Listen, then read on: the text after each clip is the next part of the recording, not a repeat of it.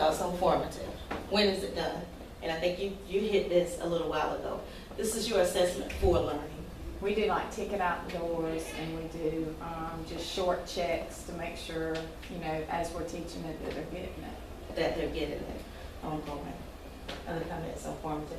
Other examples, if you want to share, of formative assessments that you do to make sure that your students are getting it along the way. I'm a visual arts teacher, so formative assessment happens every day for me. Just like with Mr. Carroll, of course. As they're working on it, I'm right there looking at what they're doing, making sure that they're developing and taking what they are doing and trying to give them ways that they can improve it throughout the whole process of the project. So you're just in along the way. Anyone else? Yes, sir. I guess for band, our formative assessment is primarily audible. That sound right. Let's assess it, make sure it sounds better. And improve upon it. Middle bullet, modify their teaching practices to reflect what the needs of their students. And also, last bullet, to give feedback. Like you said, you're hearing it, it doesn't sound right. How do we adjust? How do we reteach? What do we need to do based on these ongoing assessments that we're doing? So formatively, a lot of us, we immediately give formative assessment, throughout the entire class period. Very hands-on. Any other questions or comments here with this one? And then summative assessment. So we've done diagnostic, we've done formative, it's ongoing, it's for learning, and then summative. Summative assessments does what? It's assessment of learning. Did the students get it? Was that final piece? Comments here. You can have it at the end of a chapter or unit, end of the school year, anything like that. It tells you, did the students get the standard? Any other comments? Do you all do like how do you do your content area? Is it like an end of the year performance, or are you on semester for you all? Yeah. Or year long? Okay. We do a performance, yeah. End of year performance for that? Well, throughout the year performance, so I would treat my performance as almost like a chapter and unit test. Okay. And so we're formatively assessing, what we're going, like, I have a performance Friday. Okay. So we're gonna make sure we know what we do Friday, and then summatively, once we get there, it's gotta be what it needs to be. That's right. And we come back, we videotape, we assess, and say, all right, now what do we need to do here for the next performance? For the next one. It's kind of that overall cumulative. Did they get it? Did they get it? Anything else? Any other comments? Yes, sir. I have one, two, three, I got 4 acting classes, different levels, and then 2 technical theater classes. But I'm still trying to wrap my brain around all this, okay? But just hearing everybody talk, it's helping me. My performances are every 2 weeks approximately. They work on with partners or small groups or even individuals. They either do monologues or singly. And I just I'm kind of asking, I'm saying it, but I'm also asking, You're asking a question. make sure I'm on the right track here. So formative would be the process of that, the formative assessment, they get a grade on it, or they get some kind of feedback on that. Formative would be that process, they get a process grade. Summative is going to be the final presentation day, Yes. where they get another grade. Am I correct? Yes. Okay. That's happening approximately every 2 weeks in the acting classes. Because like you said, with the formative, you're getting that constant feedback, or they're getting it along the way. How are you adjusting along the way? Am I right? I mean, does that sound like I'm on track here? Yes. Okay. You have any feedback on that? You're right on You're track, perfect. because to me, formative is forming, forming the learning, and you do that by, like one student at a time, or several groups of students at a time that are working on a particular skill for theater or for band. Band is just outstanding with that, because Yes. you can get that immediate feedback, and you're forming, and then you come to the summative, which is at the end. At the end, and I was going to say, I look at formative where you're preparing for that end. It's helping you in your process to get to the end, to see, okay, here's that one final thing to see overall. But I think it's great. Yeah, I think that these groups understand the assessment really much more deeply sometimes than our And some of regular the academic academic content areas, teachers. yes. Because you do it, I mean, it is so much a part of it, what you do every day, for chorus, for band, for theater, for. You all have that work-based ongoing, learning. nonstop, like you said, Right. you're listening, you're looking, it's ongoing, you are very easy. So I think it's excellent.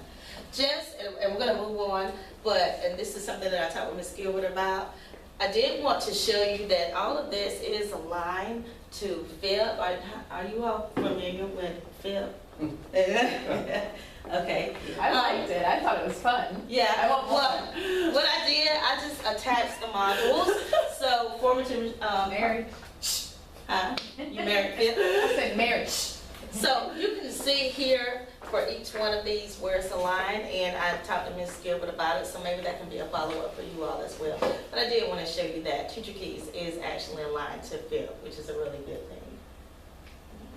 And so you'll see that, and you will get this PowerPoint. I talked to Ms. Gilbert and I told her that I'll email it to her, and so she can shoot it out to you all, so you will have all of that, your alignment and everything. All right, and here again, this just continues. I took each one of the areas and just aligned it to the FIP standards for you. All right, we're gonna save this video. Again, Ms. Gilbert is gonna follow up. If you go into the electronic platform, there are some familiarization videos, and you all have done an outstanding job with your processes here. And so you said you all would kind of follow up and look at the videos and go from there. All right, so we've selected strategies. We've done all of our, whether it's diagnostic, formative, or summative. We have all of this data, so what do we do with it? That's the next step, which takes us to assessment uses. Any volunteers to read that one? Someone else that had their grits this morning. Do you have grits this morning, band? Come on. You don't have it? Where should I read?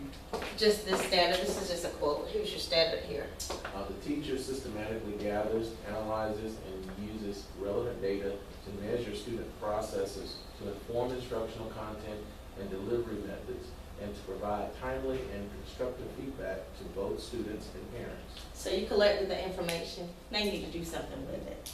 You need to document what you're doing with it.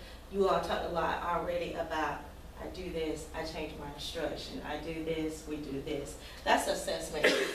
Data does you no good if you get it and then it just sits on the shelf and you don't use it to adjust your instruction. So this is where we are with this particular standard. Any questions with that so far? And I'm kind of adjusting this along the way. When we look at the rubric, we're going to look at the rubric for both of them together just for time purposes for you all. But any questions, anything else that stands out, key terms with this particular standard for you all? Just what do you do? What do you do with the data once you collect it? I guess for us, we primarily, if we're dealing with students that have trouble with certain rhythms and we know we have to perform it, we may implement a worksheet that will reinforce that. But that's something, would we put that reinforcement assessment uses in our data notebook to say this is what we're doing with our data?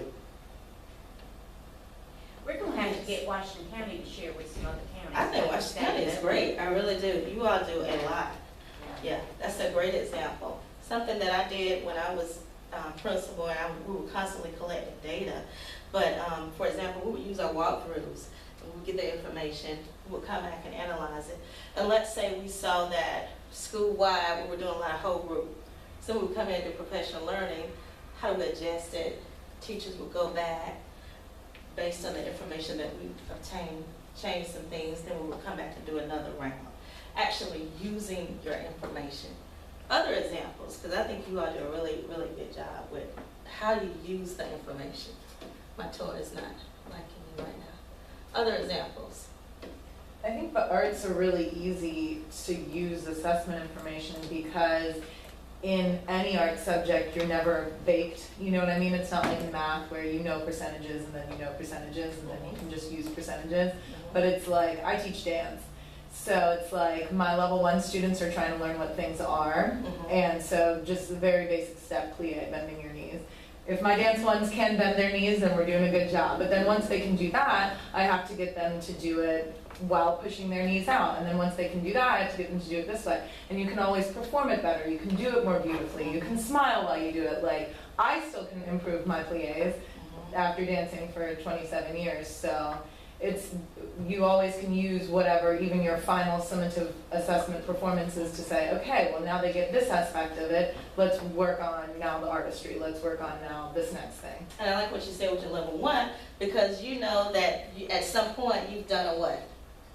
Some kind of assessment Right. to even identify But who's they a can level do 1 that. student. I did pull out some benefits to you. Here again, it's going to lead to ongoing change in instruction. It's going to do exactly what you said. It's going to give you the evidence of the student learning without it.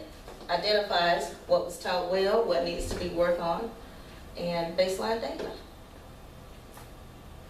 Everything that you all have said, this is a great, I mean, I'm like you, Dr. Resa, I think they need to They're the take advanced it. group. Yeah, yeah. We go all over the place, y'all Yeah. pat yourselves on the back. Put you on the You're road. advanced group. Can I ask a question? Yes.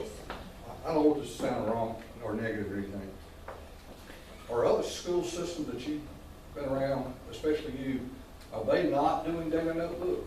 No, they're doing data notebook, but they're not doing it like, So this what level. you're telling me that you're doing it with your data notebook is real and live and it's ongoing. Mhm. What some schools think of as a data notebook is putting last year's CRCT or last year's EOCT Exactly. test in there, and that's their data notebook.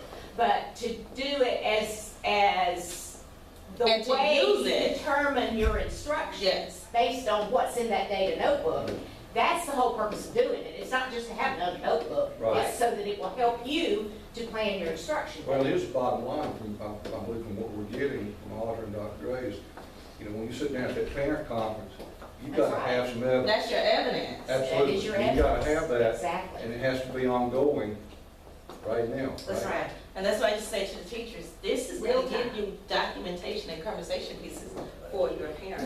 That's perfect, you know. It's already done. Any other questions about the assessment uses? I want to make sure that we get to the actual rubric. This is the actual rubric for Standard 5, which is assessment strategies. Now, you need to make sure we look at a few things in your particular rubric. You see they are leveled. Your expected performance is at level 3. Level 3 is the expected performance. You are expected to perform at level 3. All right, Audrey, I thought I had my toy. Yeah, I think you accidentally Okay. tapped the board. That was. So, okay. You did great.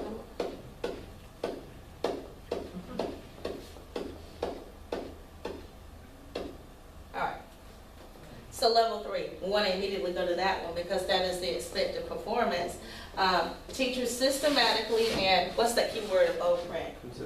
Consistently, that's your key word for level 3, and it's going to be like that throughout all of your standards.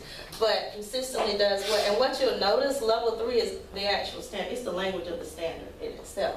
Systematically and consistently chooses a variety of diagnostic, formative, and summative strategies and instruments that are valid and appropriate for the content and student population. You do it on a what basis? Consistent. That's your Tap the board. Alright, so while we're doing that, it's done on a consistent basis. So I know I can't touch this board at all. Alright. Now, level 1, key term stands out in bold print is what? Teacher chooses an inadequate variety of diagnostic, formative, and summative assessment strategies, same language, or the instruments are not appropriate for the content. You don't do it. It's inappropriate. Comments there. That's level 1. How are they employed? Not long. We know. Yeah. That's level 1. Level 2. They do it, but it's on a what basis? Inconsistent.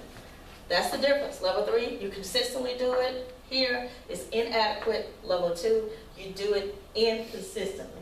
Yeah, you do it sometimes, but it's not on a regular basis. And then on the opposite end, Level 4 is everything with level 3, and then some. What's your key term there? Continually.